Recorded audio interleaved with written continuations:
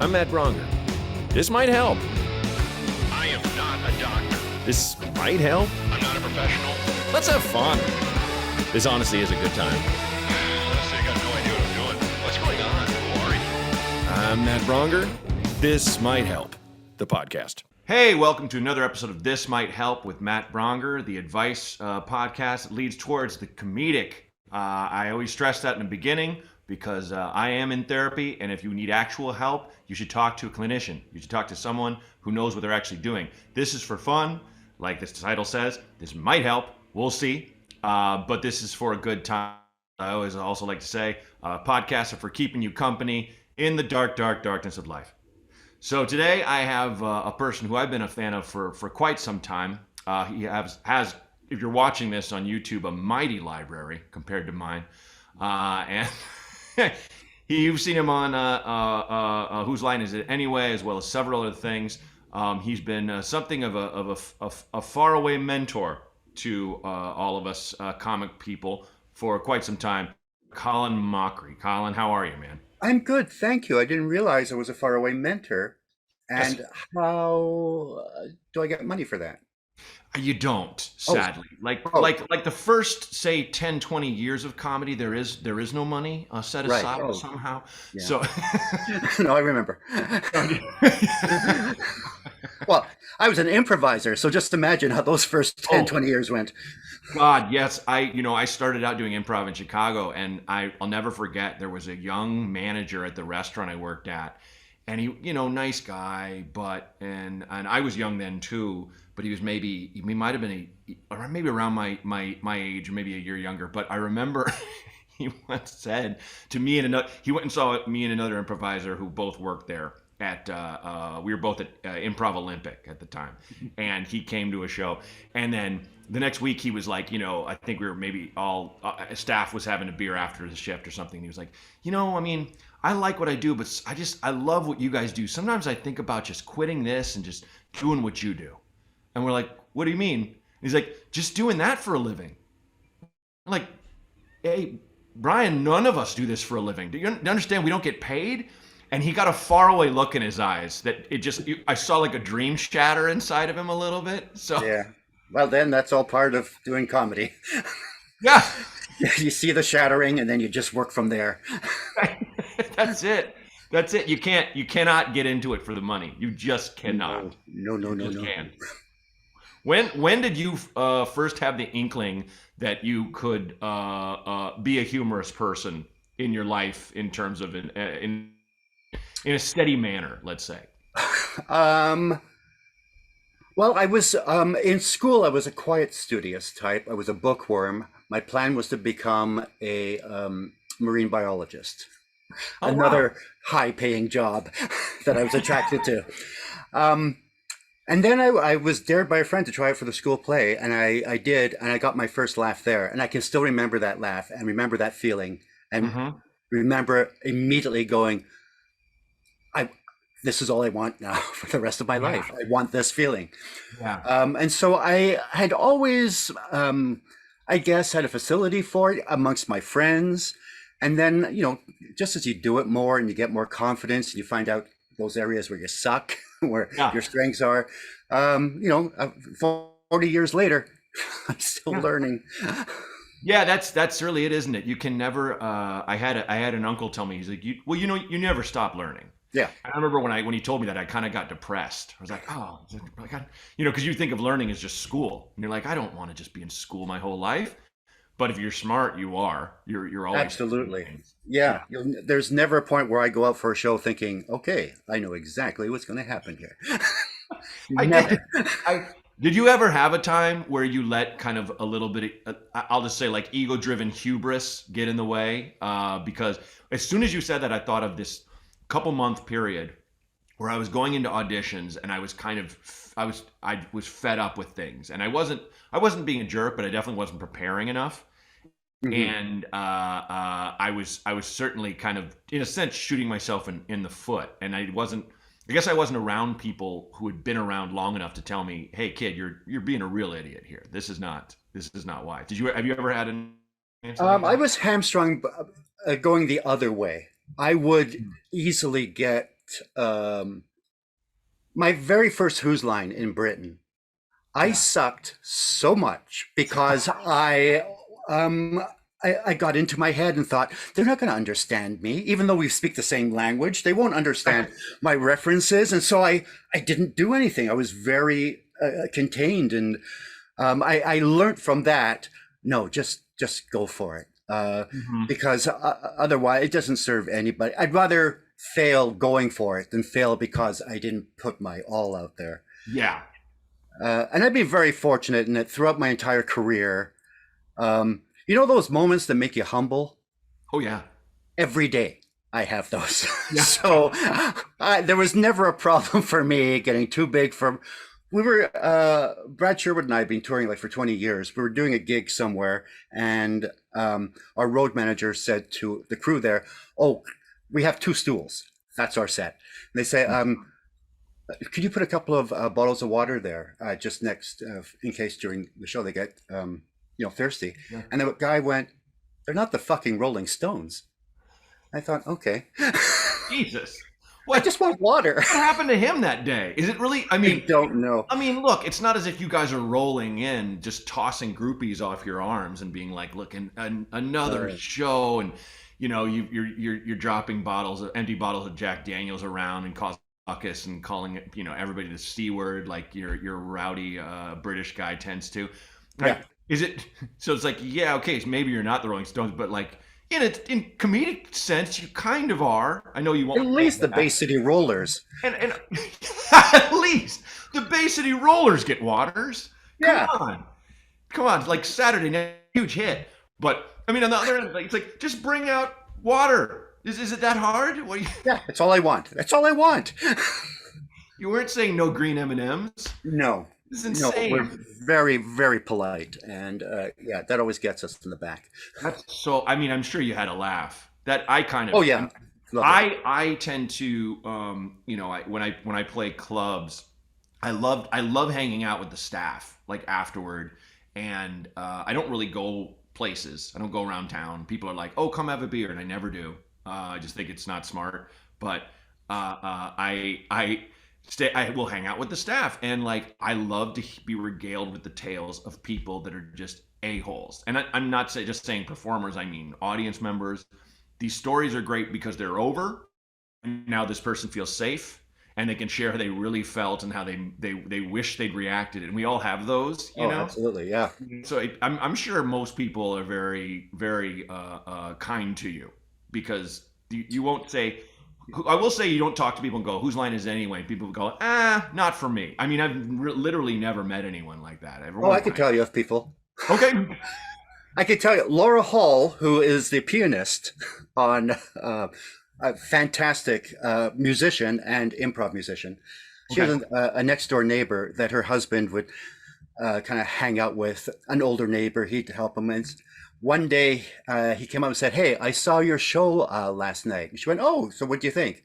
"Just 4 assholes playing charades." And I thought, yeah, I guess that is, if you boil it down, yeah. Yeah. I wouldn't. I think the term, the derogatory term, is not correct. I don't think of them. I mean, maybe on the road, Jeff Davis. Maybe, because he and I go way back. Absolutely, Davis.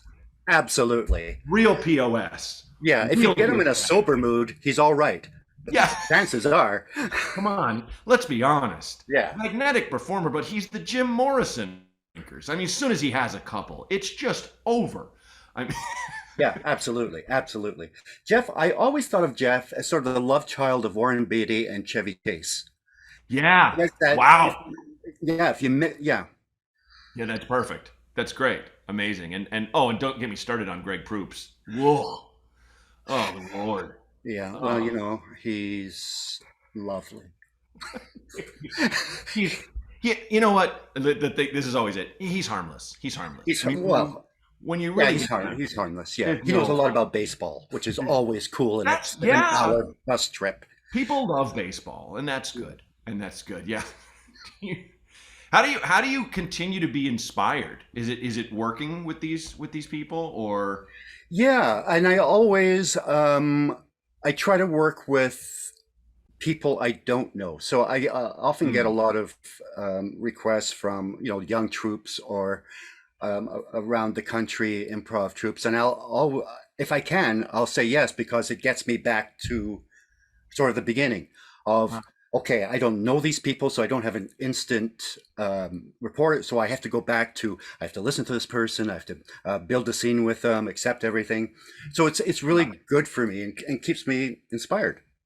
Yeah, it's been said that stand-up comedy is talking and acting is listening, and I think improv comedy is a mix of both, really. Yeah, Where yeah, you're getting you all know, your stuff from either the audience or the people you're working with.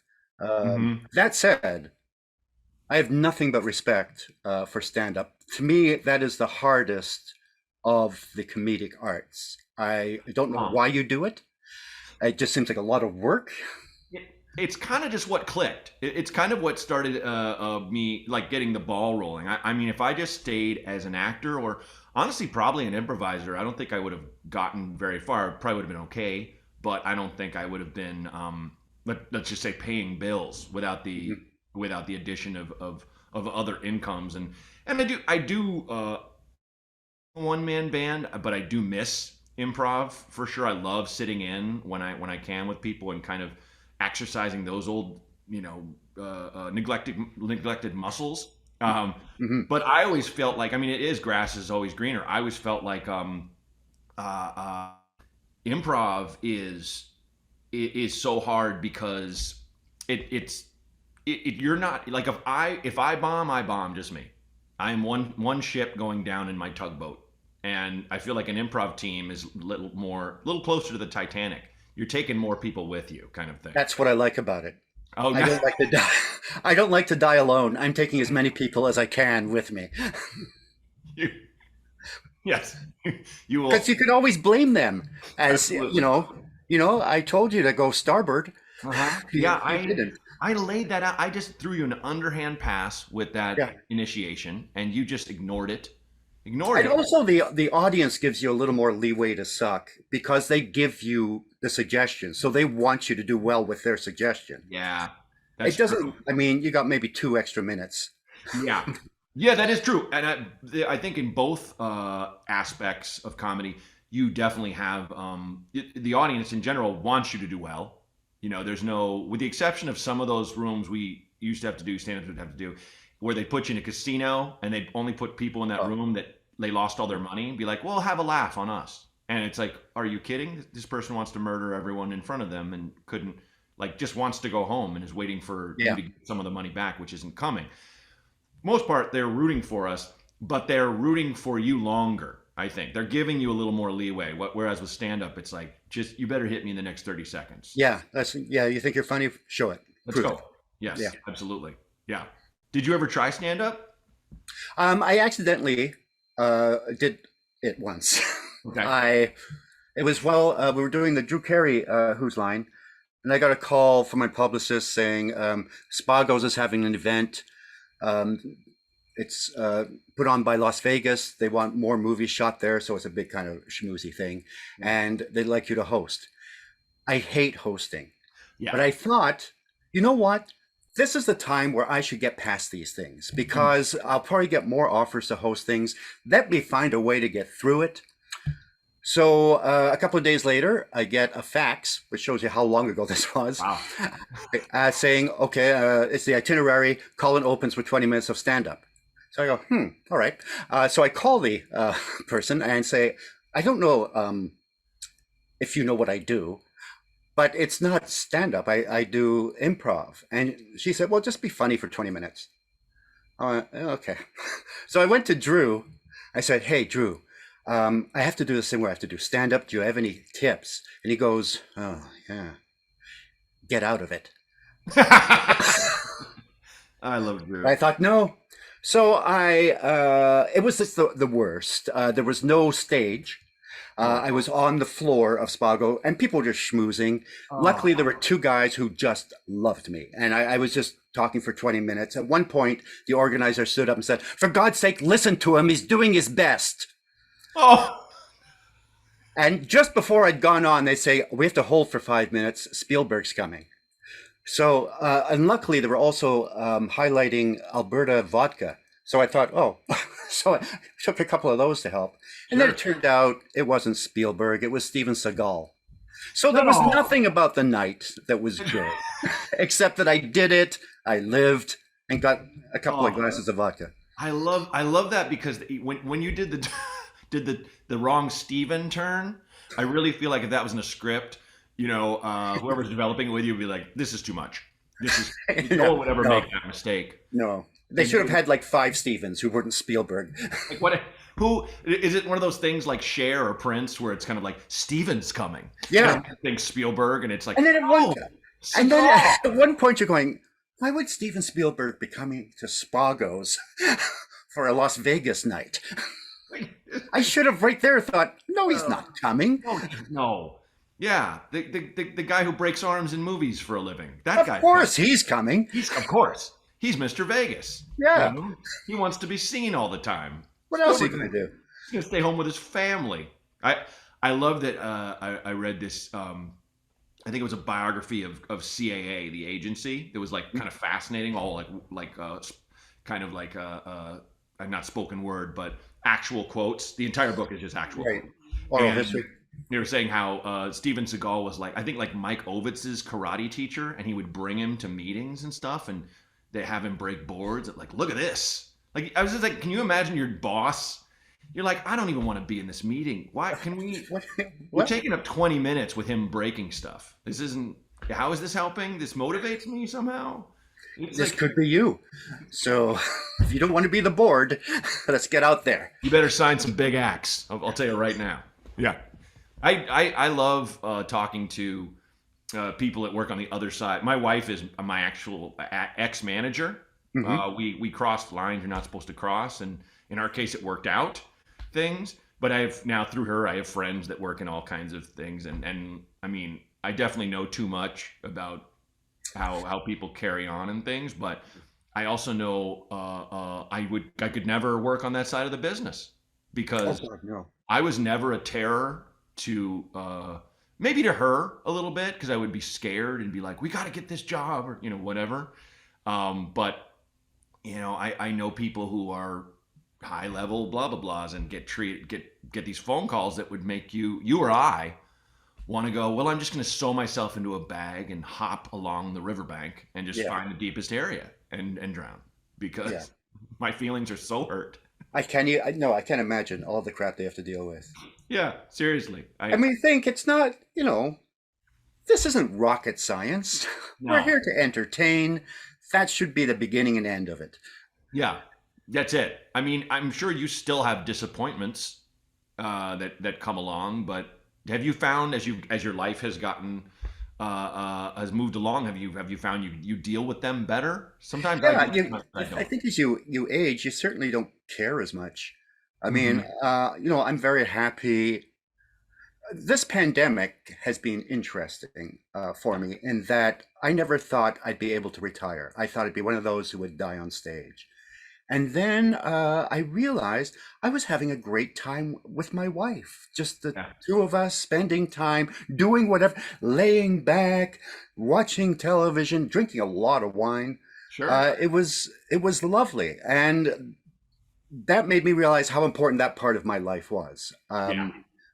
I mean, I love what I do. I always will love it, but that it really is just my job, and Mhm. it's going fine right now.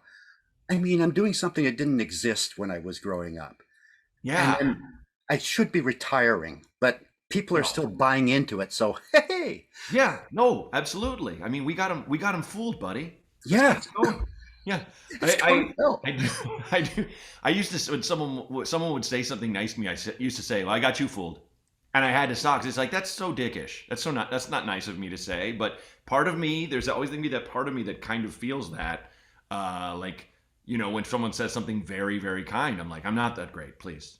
Yeah, it does feel, again, because I know people like with real jobs Yeah. who actually work. Yeah. People say, oh, after Who's Line taping, you must be exhausted. It's like, yeah, I just did 3 hours of Hmm. goofing around with my friends and Yeah. got paid for it. No, I'm fine. Hmm. Yeah.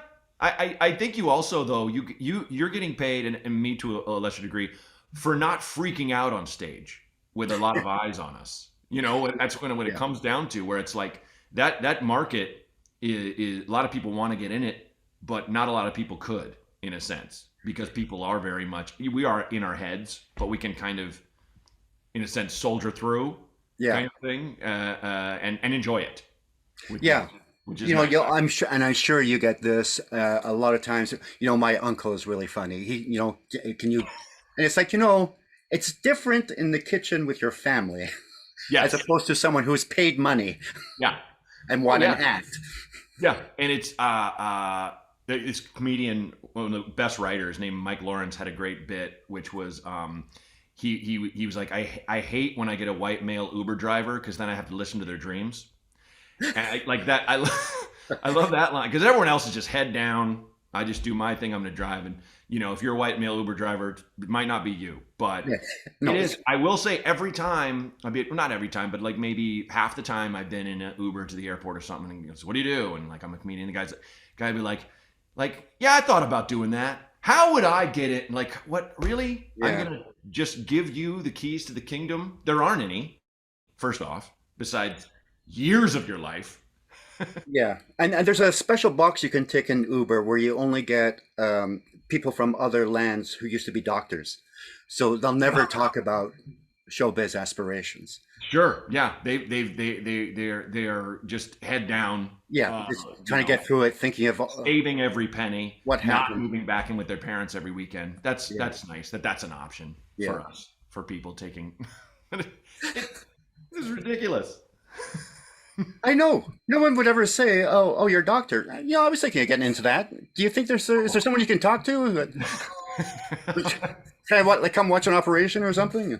It's like that old Kids in the Hall sketch with Dave Foley, where he's just a doctor that just keeps killing people because he was so charismatic. They kept passing him and passing him and passing him, like throughout med school, like he was failing, and they're like, it's fine, like he's a pro athlete or something.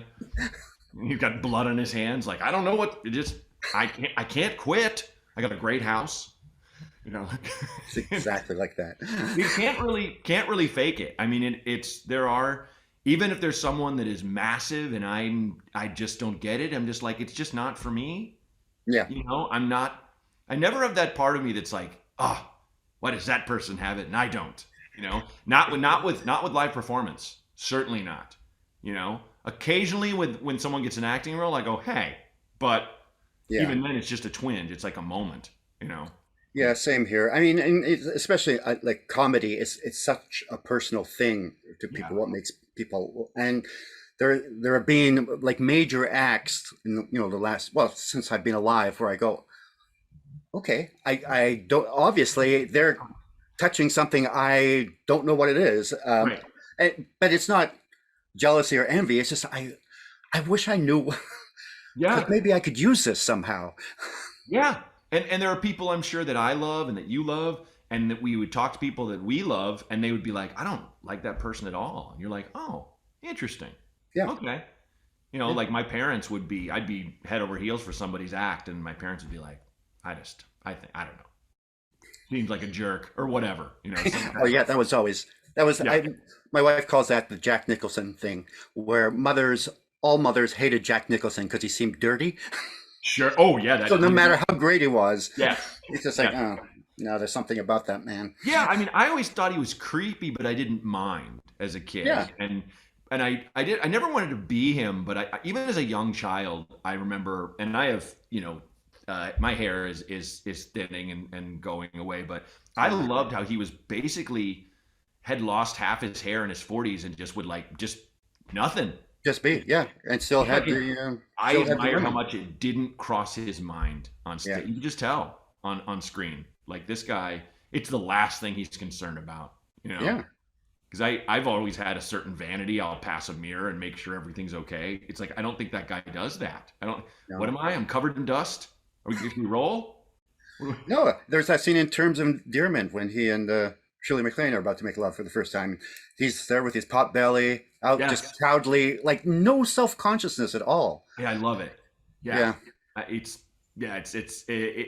epic, and it kind of, I don't know. It's like I was that kid who didn't love my body and would get in a swimming pool with a t-shirt on when I was a kid, you know, and so stuff like that. Just like I always admire people that are the kind of the polar opposite, where they just don't Yeah. think about it, you know. I think that's how you have to be as a comedian for sure. Oh, absolutely. I mean, I was lucky. I was never blessed with anything. So it's not like I had to adapt. It was like, oh, I've gone bald. Great. Looks good. Looks good on you. You know what? It's done very well for me. I've been married 32 years to a beautiful woman. There you I've go. got a great career. I've gone around the world. I always ask people, yeah, what has your hair done for you? Yeah, no, exactly. Exactly. It's not going to change who you are. It really won't. It really won't. And you're really not fooling anyone for the most No. part.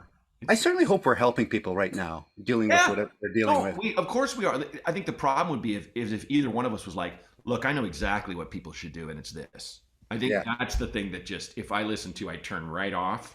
I would rather listen to, two funny people, or in our case, a very funny person and a guy with a much smaller library, have a conversation. And, You've got to let the library thing go, man.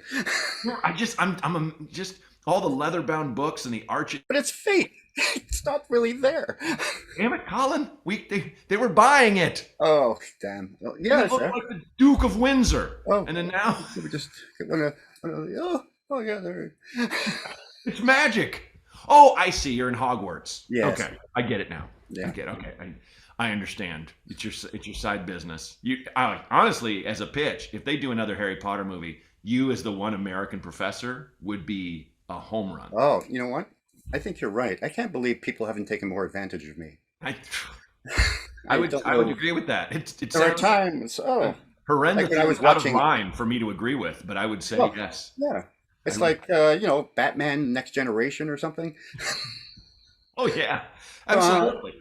When I would just love to kind of just be suddenly murdered in a Batman movie by like one of the bad guys. Like bag of popcorn and walking down the street. Hey, is that Batman? And one of like the Joker's guys just run me over, and you never see me again. Like something like that. My dream is to be the star of an action movie. Oh, because my thing always is, with the usual action stars, you think, oh, they're going to be fine at the end. With me, from the credits on, to be going, I don't know, is he gonna make it? I think. Oh wow, I think that's the next level. There'd be an added tension all through the movie. I really love it. It's that you start with, they know exactly where you are. The SWAT team guys are closing in, but they're not SWAT. They're evil guys. They're like and you set up the knees are bad, can't run, you can't bend at a certain angle. Yeah, you're like, you have a cup of coffee and toss off a thing like, I just don't think I got it today. Like you just said, you don't even believe in yourself. And then have to break during every chase to pee. Oh yeah, yeah. Oh, I often wonder that, because I'll half the time have to leave the movie halfway through to use the bathroom, and I think about just every time in the movies where they just, in an action movie, like that guy hasn't eaten for like 2 days, and it's never mentioned. They never, John Wick never takes a dump. Like, come on, like Keanu's older than me. Like especially you think he could use that as a weapon.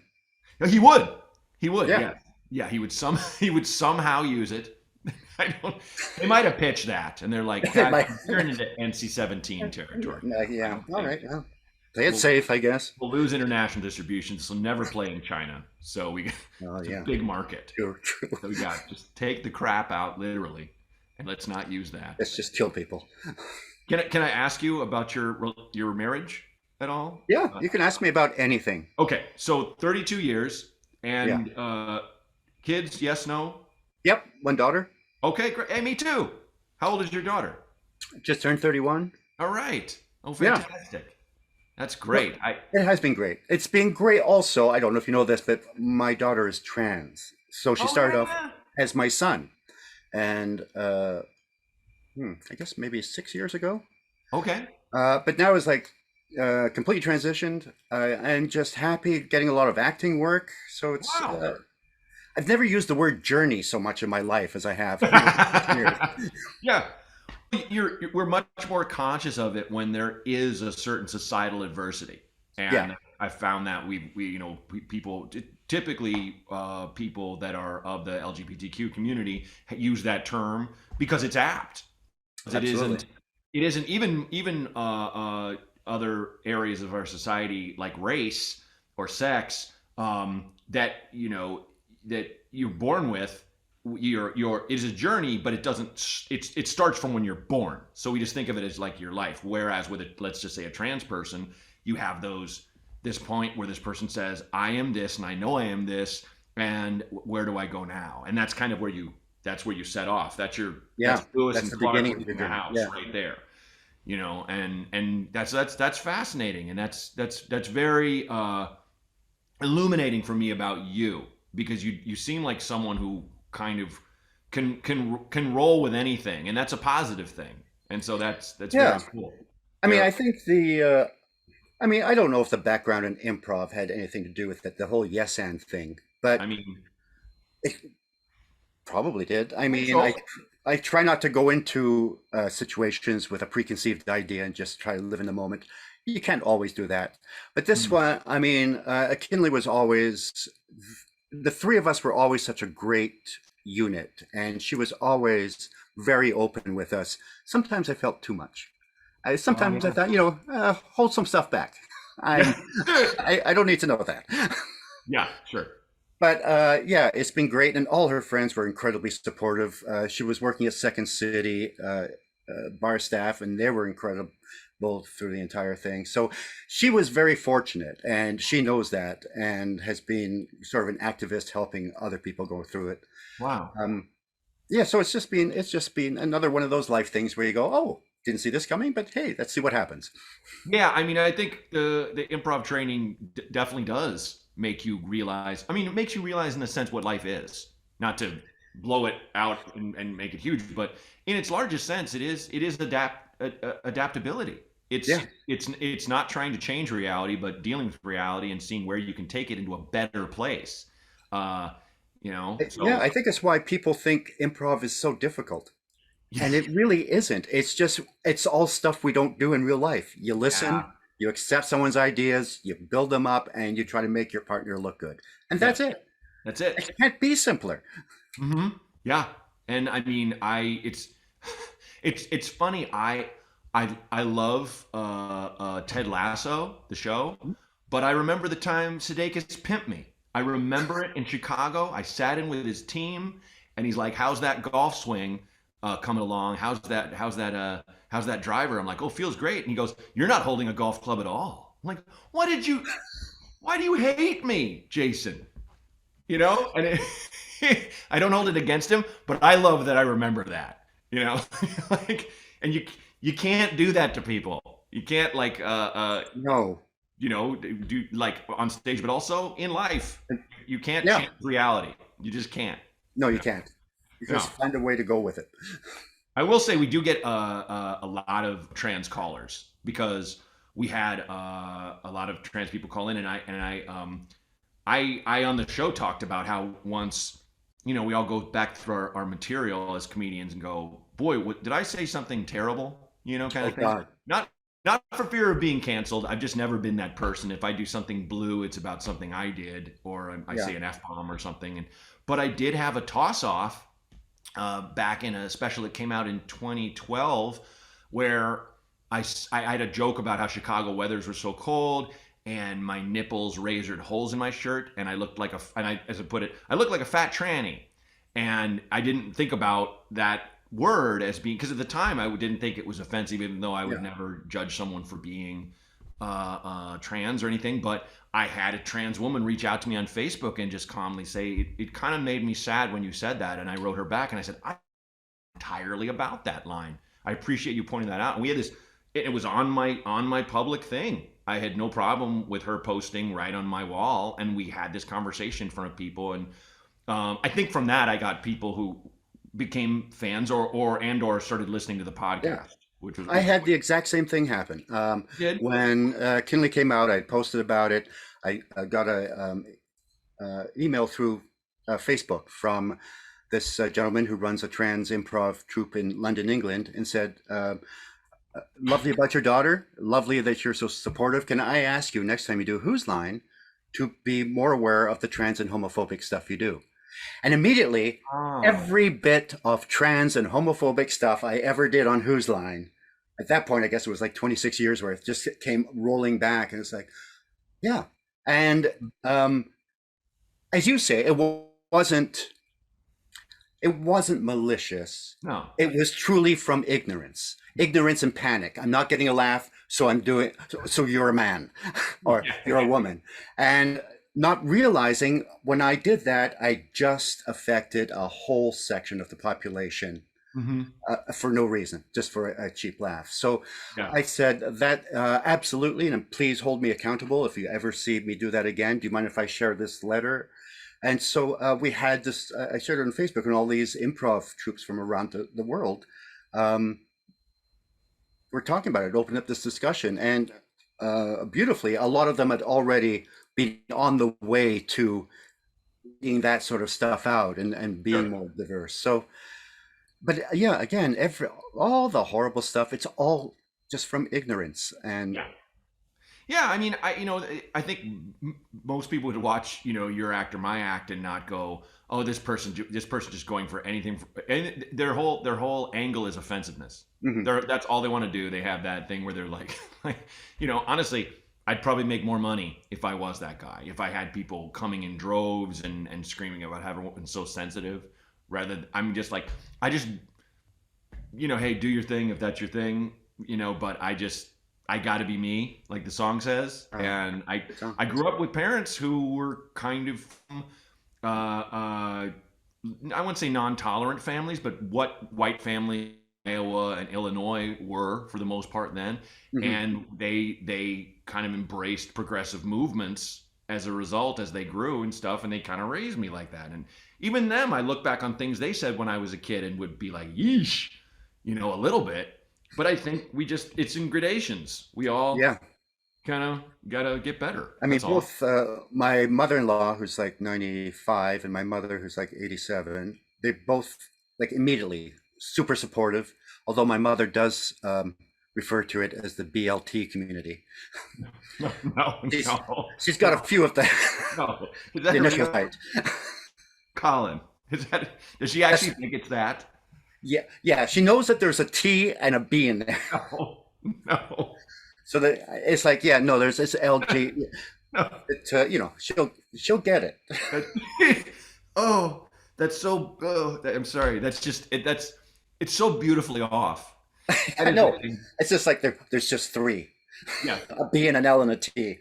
Yeah. That's. Oh, I like good enough. I Yeah. do. I actually my one of my managers is trans and non-binary, and they go by they there, and they work on the same management company as my wife, and under her, and my wife's mother has taken a shine to their name, which is Biz, and yeah, pretty apt for the Yeah, business, absolutely. BIZ, and Jean, God bless her, my wife's mother still calls her she and her, like over and over. And I correct her, and Jean goes, "Oh, she doesn't care. She says it's fine. I can say it." And Biz really doesn't care that Jean does. Like, she's like, I'm not going to change that. They're just going to keep slipping. It doesn't bother me that much, that kind of thing. But I think it's funny that Jean is Jean has decided, because Biz said once, it's fine. She's just going to not try. That's it. I don't have to learn anymore. I'm done. I'm just done. And it's kind of, you know what? Cool. Like, it's not going to make me mad. Jean is a lovely woman, but it's just so funny that just like, Yeah. oh, it's fine. Like this kind of, We've talked it out. no, we have a different thing than them and the rest of the world. You don't know us. You do not know You us. don't know what we have. How dare you? Yeah. She's like a daughter to me. Okay, you're still doing it. You still, okay. I'm just going to let it go. I love the BLT community. I mean, it's something that's delicious and nice. Exactly. It's It's a very positive. That to me, that's a Saturday afternoon treat lunch. I mean, Absolutely. I think it's a beautiful community that brings flavor, and Exactly. it wasn't a bunch of letters that stood for something terrible. No, exactly. It could be much worse. No, that's lovely. Oh God, that'll probably be the funniest thing I hear all day. I don't know why. That just I like that there's a kindness but it's just Yeah. it's just Just so she goes, mom. well, You I've know. been hearing so much about the BLT community, and I think it's great that Kinley is a part of it. No, I support them And because then I do. I do support the BLT community, whether you're gay or you just like BLTs. I'm a fan. I don't know. I know I felt I should correct her, but I thought, no, she'll learn. Yeah. Oh, that's Someone will yeah. No, tell her. you should let her just spread those gold coins around because there's never going to be. I support the BLT. Like she could be at like a town hall and people would like snicker, but they'd be like, "Oh, that's Yeah, exactly. kind. That's Good. nice." What a Oh, nice old woman. there's something so funny about she means well when something it's just someone is just trying so hard. My parents when I was a kid they told me and I've tried to work this into my set but like I just don't know where to put it. But we'd go to rallies a lot when I was a kid and like protesting the war or in Iraq or whatever. And when they were together in the 70s and had just had me and they or even early 70s they went to a rally protesting Vietnam and people are there in a podium and saying this and that and everyone's like right on man right on and one guy in the silence just goes right arm and everyone here heard him and we're like Man. like, hey man it's good you're here but you should probably talk to someone black or some or any of us honestly because it's not right we're all doing this but it's not right arm that's not what everyone's saying. No, They're no. not calling that an appendage. But that's the thing. What did you think it symbolized something you may have missed? The right arm is probably very important. He might have been the worst CIA plant of all time. I don't know. Where are the Black Manthers? Where are the Manthers? Get out of here, narc. How about some Mary Jane for the road? Would anyone like a jazz cigarette? I'm rolling one. Ba-down. It's so good. I love that. I love to learn that you not only have that long and happy marriage, but that you have a daughter and it's and specifically one child because my wife and I had our kid. She's only a year and 2 months today, actually. Oh, And it's been a joy, but to me, not a miracle, but it's just a part of my life I never thought I'd enjoy. That I always part of me kind of wanted because I'm 47, my wife is 40, and it's not unheard of for people to have kids at that age, but it's no. We don't. I sometimes go maybe a second. My wife's like no dice, like this is perfect, and also Rose is such a great kid that I don't want to risk it and have Damien come next. Like I'd say on this one, listen to your wife. Oh, Take her advice. Yeah. Oh, pretty much always. Yeah. That's where. Yeah, we tried for more. It just didn't work out for us. But we thought, no. In both of our families, we're the oldest, and we were the loveliest children. And then our siblings, Damien, squared. So we thought, you know what? Maybe this is a sign that this is it. Yeah. And it's been great. Yeah, I feel like I got the three cherries on the one on Bandit, and I don't want to push it. I'm not gonna let it ride. I'm not gonna be like, oh. And I always thought, I'll be into them until they're not cute anymore. But just like every stage is like fascinating and scary and exciting when they actually, when they learn to talk, when they actually learn to form an argument against something you're saying. So you can't just say because I said so, where you have to actually. Oh, okay. This is why you can't do this. Wow. And then, it's just a great journey. Yes, absolutely. Yeah, no, I'm loving it. I'm really. It's even when it's hard. It's the best. I mean, it is. Yeah. It is the best. So we're gonna do the calls, right. and we have 3 plus someone wrote in a thing, and so.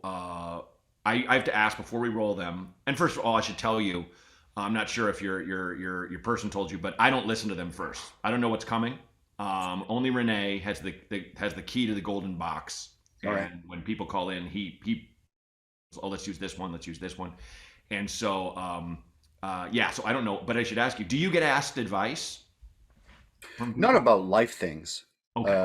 My wife would have been a great therapist. I mean, she's also an actor, actress, writer, Hmm. but she is, whenever our daughter has a problem, and rightly so, she goes to her mother. She comes for me to say, "Oh, who played the henchman in North by Northwest?" I go, My "Martin God. Landau." Thanks, Dad.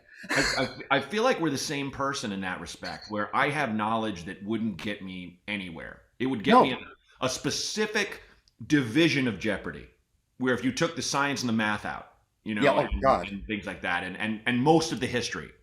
I Uh, used to be so proud of the fact that I knew the original names of all the castaways on Gilligan's Island, like their yes. real names. Yeah. That's Yeah. You yeah. know. And oddly, I didn't date till I was 22. Wow. Yeah. Straight. When you're hey, buy a drink. You want to know what Ginger's real name was? Ginger Skipper, who? Get Skipper is away from actually me. Jonas Grumby. Thank you. The professor, Roy Hickley. Yep. All right. That's all I got. You want to come home with me? No? I'll buy you a drink. What do you say? So if you're All right. ready, I'll roll the first call. Yeah, I'm putting on my glasses because I feel I get smarter. Nice. Okay, perfect. Hello, my name is Jay. I am calling to ask for advice on the best way to maintain motivation in dating. I have been single technically for 4 years and really only dating for about maybe 1.5 of those years. And every single time I get motivated to date or meet somebody, I have an experience that just completely discourages me, and I'm over it. And I become antisocial and hermit for months at a time. So if you have any advice on how to stay motivated in dating, and yeah, I would really appreciate it. Have a wonderful day. I'll let you take first crack there, Colin. Well, thank you, man. I appreciate it. First of all, I'm going to start every one of these with, I don't know. Fair. Yeah. Yes. Again, I'm not a professional. I make up stuff. So Same. maybe this is not the best person you want advice from. You know what? I think it really depends on what you want out of life. I have actually many friends who don't have a significant other. They're quite happy with themselves, and they have fulfilling lives. They have a lot of friends, some family, but they don't need that person. Hmm. If that's something that you want, then I think that should be your motivation. Um, I can only tell you, I can't imagine my life without my wife. And she was not the first person available to me. I went through what I call starter relationships. Yeah. And those relationships for me to see what I didn't want in a relationship, where I was lacking in giving that person in the relationship. So I think it really depends on if you want to be with someone, don't give up, because I truly believe there is someone out there for everyone. And sometimes you do have to go through a few frogs.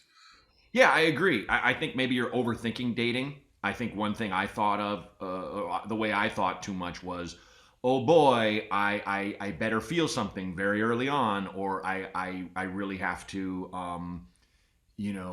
guard my true self and things like that. Whereas I wish I would have taken the chance on people and actually dated them rather than have this kind of BS. Oh, we go out and maybe we fool around, but it's not really anything until I really think I feel something. It's just, I think back on how I used to be, and it makes me tired because maybe that's why I wasn't with someone seriously until my late 30s, early 40s. And, I was lucky enough that I had this on again, off again thing with a person that once I finally locked in, I was like, oh, this is it. This is my person, and that's my wife. But yeah, I think to Colin's point, caller, like that's really it. You got to just make the decision if you want to be with someone or you don't. And if you don't, that's fine. But if you do, you got to get out there a little bit more, and you have to err on the side of not being a hermit. Take your hermit times for your mental health. Everybody needs them. Absolutely. Time alone is very important. I tend to be antisocial and a hermit myself. My wife is very outgoing and takes care of that part of our life. I just tag along. Mhm. But yeah, and I mean, I don't know how old you are or how long you've been in the dating thing, but I cannot imagine dating now, No. at this age. But I think I would be better equipped in that I would just be, this is it. Yes. This is what you're getting. So Yeah. I may change in a little way towards the left or the right, but this is basically it.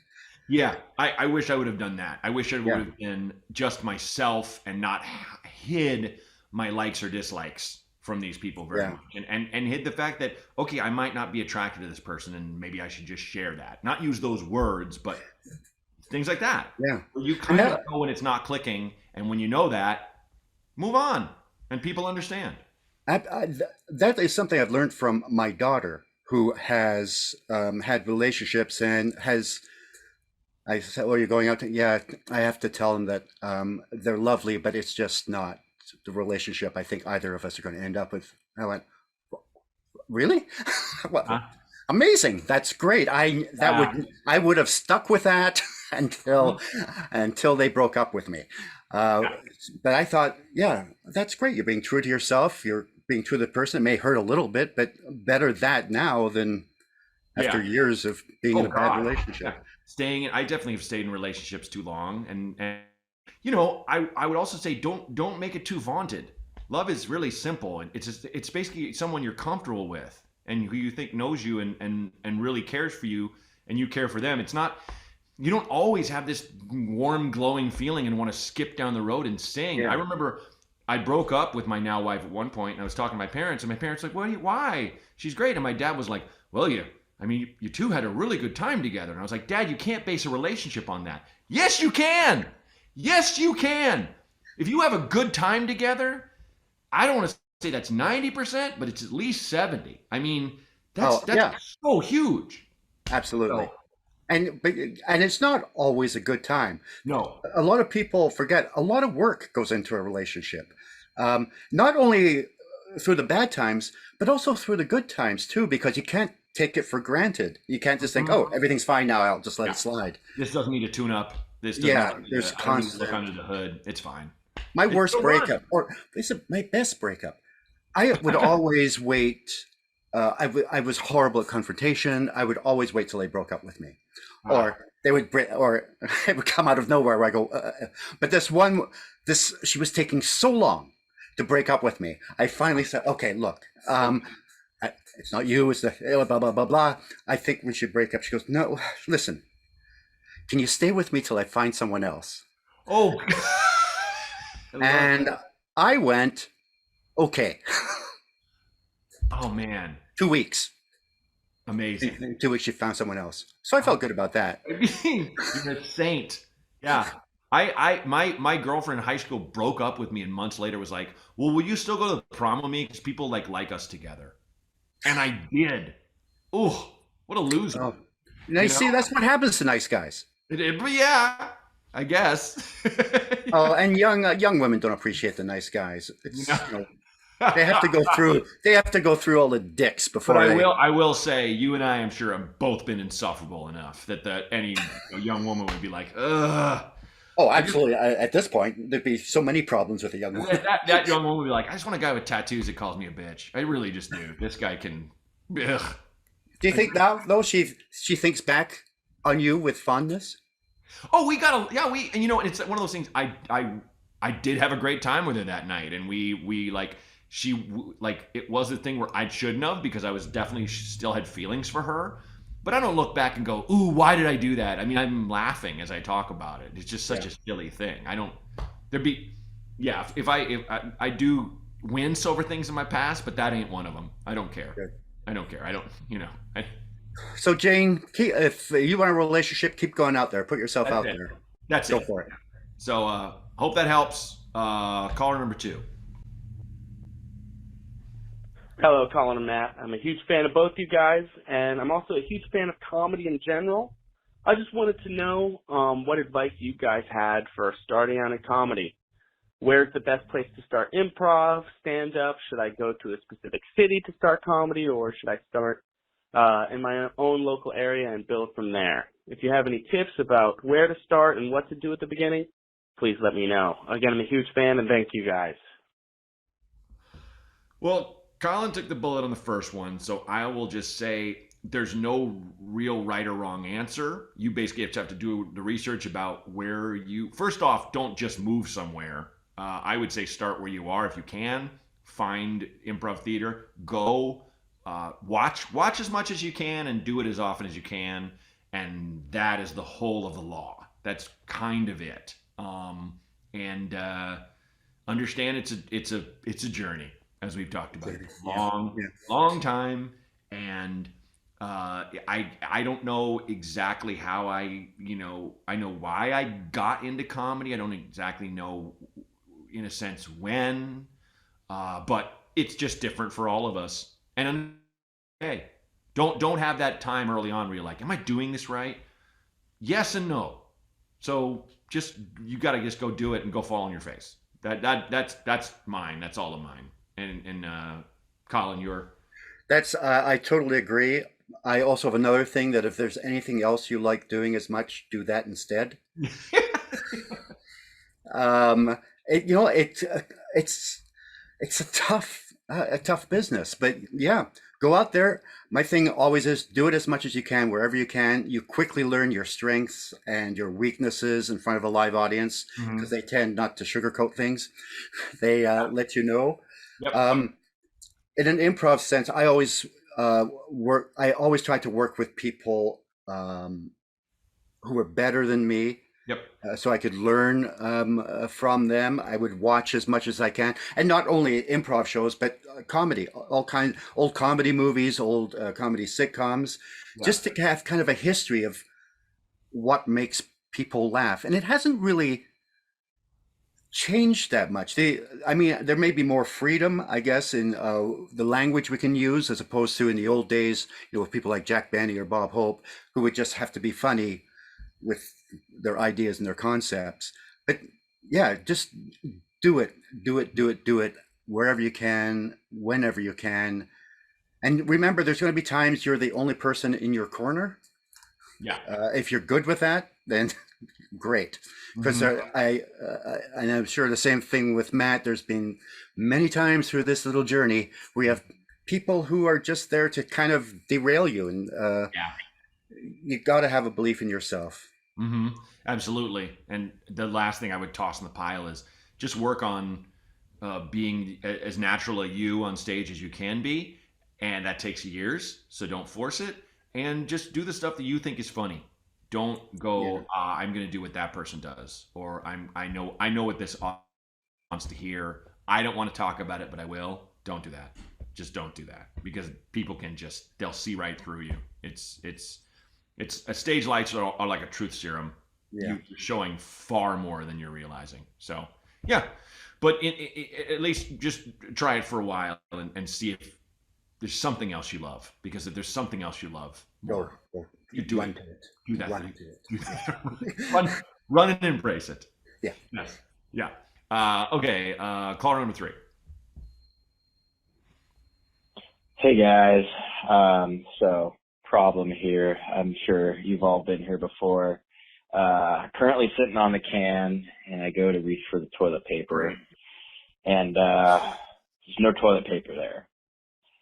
The issue is there's no roommates in the house, and there's no toilet paper left in the house. And so there are some rugs and carpets. There's a shower, but not really sure what to do. Also, we're out of paper towels. I'm sure you've all found yourself in this situation. So any help and advice you can with this situation would be super nice. Thanks, and have a good one. I will throw this to you first, Colin, but all right. So there's so many questions. Like, first, are you? You know, this isn't live. Yeah. Are you How still long there? have you been sitting on this toilet waiting for this episode? This episode doesn't come out until this is Tuesday. It's going to come out next week. This poor man. But I'll let you go. But here's the thing. No, this has never happened to me. Why? Because I'm an adult and I plan things. If I walk into a bathroom, I say, oh, there's no toilet paper, I'll get some toilet paper. I don't wait to the very last moment to go, oh, I should have, oh. Rugs, carpets? No. No. Paper towel? Why would you have a paper towel in the toilet? What you do, very simply, you stand up and carefully waddle to where your toilet paper is, put it on the roll, sit down, and then do your business. Yeah. Well, I think he's saying there's none in the house. So but then take a shower. that's it. That was what I had to. That's your only option. And this guy obviously does not even want to take a shower. Like you can tell, because he's just like, could take a shower. Like the toilet paper is just the tip of the iceberg of problems for this guy. Yeah, he threw out the obvious solution as if it was like, but this is too much. Like, if it's too much, just stick your ass up to the sink. Sure. Yeah. So hopefully it doesn't collapse when you inevitably fall into it and break out of the wall. Yeah. Shower, man. That you have to. And you and your roommate should evaluate things. I'm guessing the place needs a top to bottom cleaning. Absolutely. Toilet paper is one of those things you should always, when you go to the store, buy more than you need for a day. Yes. Absolutely. Yeah. It's one of those things I feel like when I'm not guessing, but if you're into women, you have a woman over and she sees you have plenty of toilet paper in the hall closet. Hey, this guy I think he's got his head on straight, at least in this level. He's mature. Yeah. Even if you're like, why? I don't want to go to Costco and buy them. Just get as much as possible and hide them away. You know what? Life is full of things you don't want to do. Yep. There are things you have to do. Correct. Yeah. I mean, thank God for his roommates. They're not around when he called. Because, I know. Hey man, can you go to the store? Like, no man, can you take a shower? Like, can I'll go to the store, but I'm not going to hurry back. I'm going to guess it's a pretty toxic environment there. Yes, absolutely. I had friends who were roommates in Chicago that I remember being, and I was not the cleanest person. I've gotten better as I've gotten older, but like there was a layer of dust on things that was just ungodly. Where I'm like, are you guys not having respiratory problems in this place? Where you just watch TV and smoke cigarettes all day? The dust, the inhalation. Did you have a period where you had roommates ever in your life? Yeah. I'm just trying to. One guy who was particularly messy, but he kept it to his room. He was fine in the main body of the house. Mm-hmm.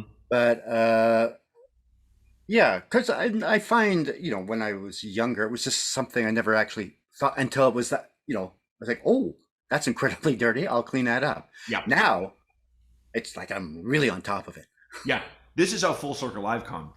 Our house we needed to clean the house, and I had basically after I dropped Rose off at daycare, I had all morning and into the afternoon before I had to do anything. So I just top to bottom cleaned the place, and it was this nice treat for my wife to come home, and I was so happy to do it. Like there'd be this time I'd be like, can't we just do it together? Like in a couple days when you're free with your extremely demanding job. And it's weird, isn't it, when that happens? It's just like. And now I don't know if you're in this stage yet. Mm-hmm. I have 2 hours a day where I just putter. Oh yeah, absolutely. I've never puttered before in my life, and now it's like, it's a nice couple hours. Sure, yeah, this is cool. I mean, I do have this thing where I'll be watching scary movies. I watch a lot in October, well, all year, but like I'll take a break from writing and go, no, I'm doing research. Let me watch this scary movie from and in a sense, it is. It is research, absolutely. Yeah. So, but yeah, I think it's important to have those times where you're doing something that's just enjoyable. Not all day, every day, but with you and I, we have that free time that we've kind of earned by getting out there and doing that silliness. And with me, I don't know how much more time I have left. So I got to do some stuff. Absolutely. Okay. Well, speaking of time, we're almost done. You've been fantastic. I'm just going to do a speed round where a couple people wrote in. I think I just have Yeah, I just have a couple. So if you're ready, I'll just fire these at you. All right. Okay. So, how long were you doing improv before? Whose line is it anyway? Oh, sorry. 82, 8 years. Wow. Okay. Uh, favorite guest of whose line? Oh, well, two. One, Robin Williams, of course, was on there Oh and wow. was great, and Sid Caesar, who Oh my was, God. yeah, Wow. yeah. We did a scene together where I was interpreting for him. He was doing his famous double talk thing, and I said something, I got a laugh. He turned to me and nodded, and I thought, I can die right now. That's it for me. Yeah. Thank you. Good night, everyone. Yeah, I met Robin once and at Sketchfest in San Francisco, and I did this show where you basically make up a comedy set on stage based on Yeah. these real weird words they throw up. It's called set That list, list, right? and yeah, you're familiar. And I didn't know I'd met him the night before that I didn't know he was there that night. And I get off stage at Cobb's, which has this tiny little hallway where you go through, and I go down there, and he's just standing there because he asked to go on. And he goes, they introduce him, and he claps me on the shoulder and goes, seamless, and goes on stage. He just said it about my set, and I was just like, it was a thing where it's like, if there's a sniper listening, take the shot, because it's not going to get better than this. Yeah. You know, just Yeah. I'm ready to go. It felt so good. You know. Was there anyone else around? No. Oh, bastards! No. Damn it! I have no one to corroborate. People are like, he made that up. Robin never said that. Okay, so this if you can answer this one quick. If not, take your time. Favorite audience member story. Oh, geez. There was one. We did a show, and there was a guy sitting in the front row, wearing dressed up like a horse. It wasn't Halloween. Okay. It wasn't any kind of a holiday involving a horse, but he was sitting in front dressed as a horse. And at one point, Brad Sherwood and I, we toured together. We brought him up on stage, and no one mentioned it. We just did a scene with him, and he was in a horse suit. Nobody said anything, and then he went back to his seat, right in the front row. Yeah, That's great. I love that. That that's so and that's the way to play it. That's honestly it. Yeah. it's just yeah. Yeah. Because once you call out that he's a horse, then it's over. And it was kind of a joke, but not really. And now it's gone. Now And it's now gone. we have to go from here. Yeah. So, this is a strange one, but I'm just going to give it to you. This is the last one. Who's the most fun or a terrifying celeb you've ever smoked weed with? It's kind of a small group. It's just cruise line people. Uh, I'm gonna say Greg Proops, only Yeah. because his consumption is incredible. Yep. And we did we were doing a Who's line, and Ryan got food poisoning. So they called Greg, who lives like a couple of blocks away from the studio, to fill in. So Greg came, and we're talking before the show. He goes, I wasn't working today, so I just had half a bottle of vodka. I had 3 big joints. I went, oh, Oh my through the God. show, you would never have known, except when we did the sound effects scene, he started doing his own sound effects. As the people are standing at their mic waiting for their turn. But yeah, amazing. I've had a toke of one of his and was immediately sick. Yeah, I'm not a big imbiber of No. the devil's weed. That was myself. kind of the last time I did it. It took me half an hour to get from his place to the room we were staying in, which was across a parking lot. Yeah, I hit one comedian who's known for smoking pot. I won't call it his name, but he gave me a hit of whatever he had out in front of the Improv probably 10 years ago, and I remember I had driven there that night, and I walked around the block at least 100 times to get my head straight enough to get home in a car. I was like, and it wasn't even the thing of like, oh, I'm afraid of getting arrested for being intoxicated. I was like, I can't imagine sitting in a moving hunk of metal right now. Yeah. No. I can barely walk. No. And I walked for hours around this block again and again. Yeah. Right. Thankfully, I just get high on life now. Me too. And the Lord. Oh. So, ugh, the worst drug. So, before we go, Colin, is there anything you'd like to plug? This is the point where there's something you'd like to. Well, I'm doing a couple. I have a couple of tours. One is with Brad Sherwood. Check colinandbradshow.com for where we're playing, and I do a show called Hipprov, where I work with a hypnotist who hypnotizes people, and then I form an instant improv troupe with them. Are you serious? Yeah, That sounds incredible. it's terrifying, but yeah, it's fun.